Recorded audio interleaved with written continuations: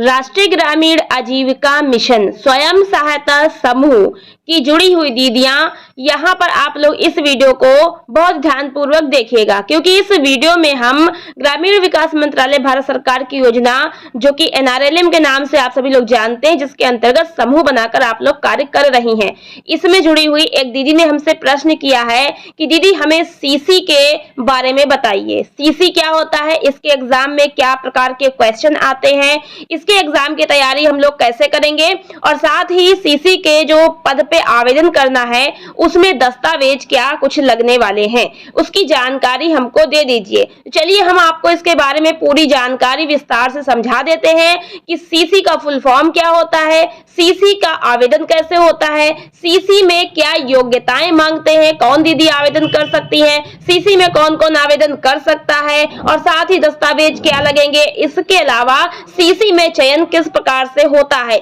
लिखित परीक्षा इंटरव्यू होता है तो उसके एग्जाम कैसे होते हैं, क्वेश्चन कैसे आते हैं। चलिए वीडियो को शुरू करते हैं। वीडियो पसंद आए तो लाइक और शेयर कर दीजिएगा, और चैनल पर पहली बार आइए सब्सक्राइब करके जाइएगा, ताकि समूह से रिलेटेड ऐसी ही महत्वपूर्ण जानकारी आप सभी को मिलती रहे। तो यहाँ पर स्क्रीन पर ध्यानपूर्वक देखिएगा। सबसे पहले हम आपको CC का फुल फॉर्म बताएंगे, उसके बाद इसकी परीक्षा में आने वाले क्वेश्चन के सिलेबस के बारे में, परीक्षा पैटर्न के बारे में आपको बताएंगे।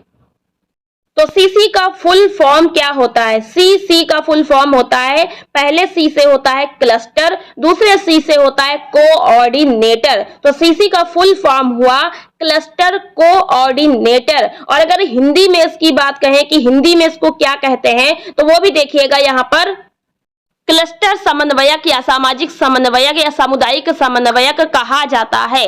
ठीक है, तो वैसे तो इसका नाम ज्यादातर जो प्रसिद्ध है, जो आम बोलचाल में सब लोग लेते रहते हैं, वो CC है या क्लस्टर समन्वयक होता है। ठीक है, तो क्लस्टर संसाधन व्यक्ति, क्लस्टर समन्वयक, CC, क्लस्टर कोऑर्डिनेटर, इन सब नामों से इनको जाना जाता है CC को। तो CC का फुल फॉर्म तो आपकी समझ में आ गया होगा।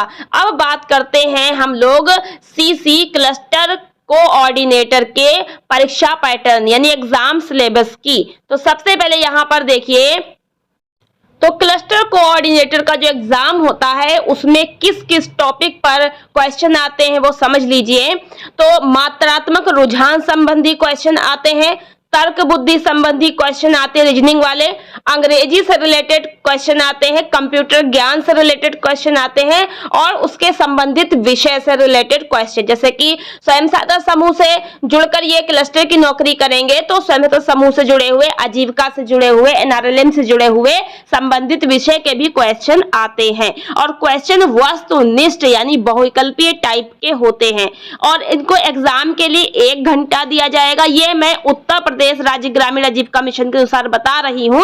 200 क्वेश्चन जो भी आपसे पूछे जाए, लगभग 100 क्वेश्चन। ठीक है, तो अलग अलग राज्य में अलग अलग जो है समय और क्वेश्चन की संख्या हो सकती है, मैं ये नहीं कहूंगी कि एक ही जैसी होती है।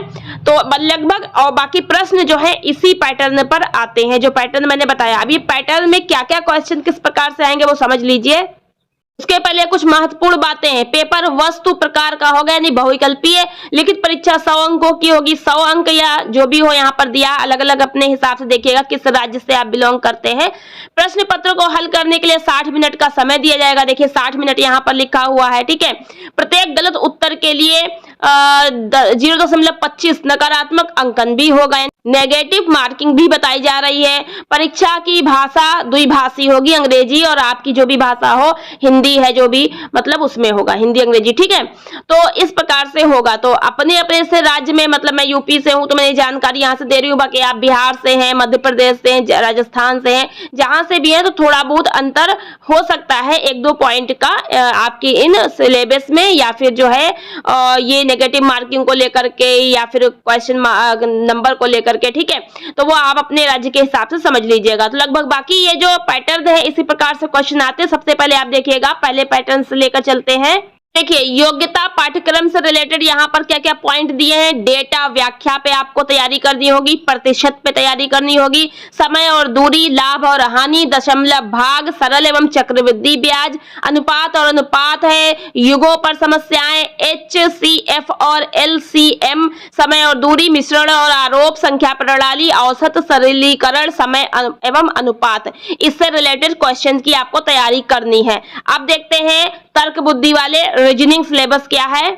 और आपको बता दें मैंने जल्दी ही अभी 2-4 दिन पहले एक वीडियो बनाई थी उत्तर प्रदेश आजीविका मिशन से रिलेटेड कि इस पर जो है राज्य स्तर पर, जिला स्तर पर और ब्लॉक स्तर पर वैकेंसी आने वाली है, जिसमें सीसी क्लस्टर कोऑर्डिनेटर की भी हमने नौकरी आपको बताई थी। वो वीडियो मैंने बताई थी कि 6 प्रकार की नौकरियां, ठीक है, नई नौकरियां 6 प्रकार की। वो वीडियो अगर आपने नहीं देखा जरूर देख लीजिएगा क्योंकि जल्दी इस पर उत्तर प्रदेश में नौकरी आने वाली है, वैकेंसी।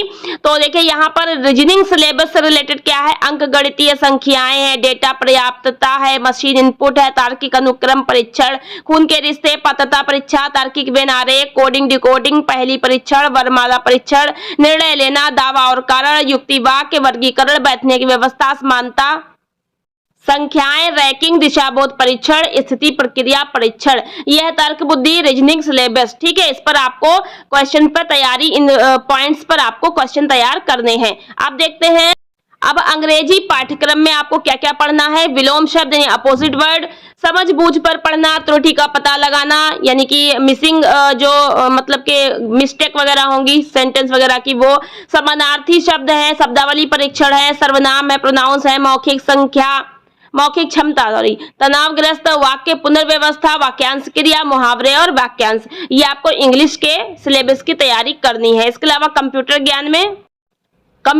में आपको कंप्यूटर का आधार, कंप्यूटर परिचय, विशेषताएं, उपयोग, MS ऑफिस, ऑपरेटिंग सिस्टम, लेन और वन, एंटीवायरस का उपयोग, ईमेल, इंटरनेट का उपयोग, hardware, software, input output device आदि, इनकी जानकारी पर क्वेश्चन तैयार करने हैं। तो आपको ये समझ आ गया होगा कि आपका सिलेबस क्या है सीसी एग्जाम के लिए, ठीक है। तो ये आपको सिलेबस पे आधारित क्वेश्चन जो है सर्च करने हैं और इनकी तैयारी अच्छे से करनी है। चलिए ठीक है, इसके बाद में अब बात करते हैं कि दस्तावेज क्या क्या लगेंगे, योग्यता क्या होगी, तो समझ लीजिए। तो मैंने आपको 2-4 दिन पहले 6 प्रकार की नौकरी में जब बताया था तो मैंने वहां पर बताया था कि यूपी में NRLM में क्लस्टर कोऑर्डिनेटर सीसी के पदों पर वैकेंसी आने वाली है 3304 पदों पर उत्तर प्रदेश में।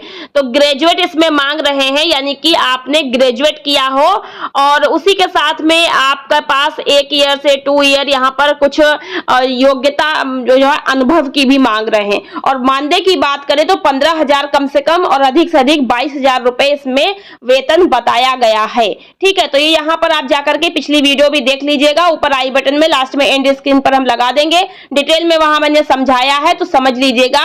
क्लस्टर कोऑर्डिनेटर के अलावा और भी वैकेंसीज वहां पर मैंने बताई जो शीघ्र ही आने वाली हैं, अभी आई नहीं है। इसका केवल जो है जानकारी पत्र ही हम लोगों को जानकारी मिली थी उसके माध्यम से, ठीक है।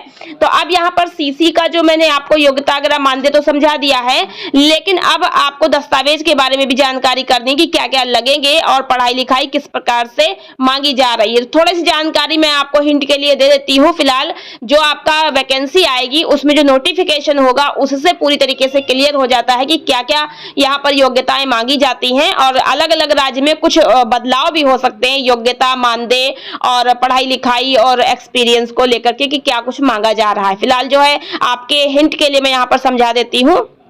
क्लस्टर समन्वयक की पढ़ाई की बात करें, शैक्षिक योग्यता तो ग्रेजुएशन बताई गई है।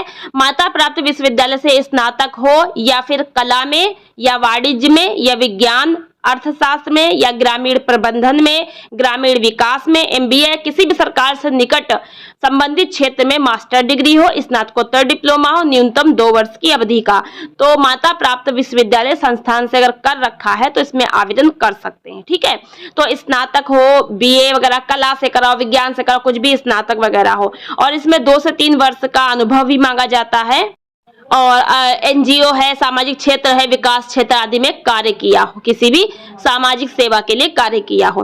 तो ये जो है मैंने उत्तर प्रदेश के अनुसार बताया। फिलहाल तो जैसे समय के साथ जो है वैकेंसी भी जो आती है उसमें जो है कितना अनुभव ले रहे हैं, 1 साल का कि 2 साल का, वो वैकेंसी जो होती है न्यू वैकेंसी उसमें ही क्लियर होता है। ठीक है, तो हर साल जो भी वैकेंसी आ रही है जब उसका नोटिफिकेशन आ जाता है तो उसी से क्लियर होता है कि क्या कुछ मांग रहे। फिलहाल ग्रेजुएशन तो मांगते हैं, उसके बाद जो अनुभव मांगते हैं वो 1 साल का मांगेंगे कि 2 साल का कि 3 साल का, नोटिफिकेशन से क्लियर हो जाता है। ठीक है, तो ये आपकी समझ में आ गया होगा। दस्तावेज में आपके क्या क्या लगते हैं, आपका पासपोर्ट साइज की फोटो लगेंगे, आपके शैक्षिक प्रमाण पत्र लगेंगे, अनुभव प्रमाण पत्र जो आपका मांगा जाएगा वो लगेगा, और आपकी बैंक पासबुक की फोटोकॉपी लगेगी। ठीक है, और इसके अलावा आपका जो मतलब के अगर समूह से आप लोग जुड़ी हैं, दीदी लोग कोई आवेदन कर रही है तो उसका भी अपने जो है पत्र वगैरह लगाएंगे। बाकी जब जो है वैकेंसी जब आती है, फॉर्म ऑनलाइन होता है तो वहां पर आपको सब कुछ दस्तावेज के बारे में जानकारी मिल जाती है, क्या क्या दस्तावेज लगते हैं। ठीक है, तो ये आपको समझ आ गया है कि मेन इंपॉर्टेंट दस्तावेज क्या क्या होते हैं। आधार कार्ड है, फोटो है, पढ़ाई लिखाई शैक्षिक प्रमाण पत्र है, अंक पत्र है। ठीक है, जाति निवास पत्र है, जाति निवास हो गया, और उसके अलावा आपका मतलब आय वगैरह अगर जरूरी होगी तो वहां लिखा होगा वो बनवाइएगा, जाति आय निवास हो गया। और उसके अलावा आपका जो समूह से रिलेटेड अगर आप जुड़ी हुई हैं उसका मतलब कि आपको जो दिखाना है पासबुक वगैरह का, बैंक पासबुक हो गई, ये सारे दस्तावेज लगते हैं जो कि आपको बना के रखने हैं। तो मेन इंपॉर्टेंट है शैक्षिक प्रमाण पत्र के साथ में अनुभव प्रमाण पत्र, कंप्यूटर वगैरह का ज्ञान है तो उसके भी सर्टिफिकेट आपके सब कुछ ओके रखने होते हैं। आशा करते हैं कि इस वीडियो से आपको सीसी के बारे में जानकारी मिल गई होगी। जिन दीदी ने क्वेश्चन किया था उनको भी आंसर मिल गया होगा। तो मिलते हैं नेक्स्ट वीडियो में कुछ नई जानकारी के साथ। आज की वीडियो में इतना ही, धन्यवाद।